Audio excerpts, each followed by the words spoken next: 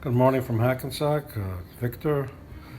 I'm on leftover patrol this morning, and I'm having a breakfast of leftovers, clearing out 5 containers from the refrigerator.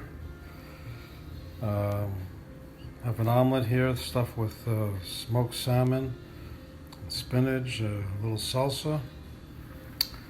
This is sauteed spinach with organic, sauteed spinach with organic, no salt seasoning, little chicken broth,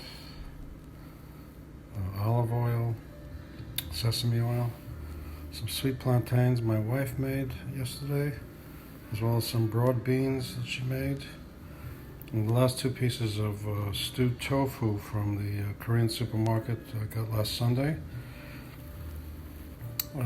There are 4 of us, but I'm the only one who doesn't eat meat or poultry. The others insist that their meals are filled with moos, oinks, and what's the sound the chickens make? Clucks.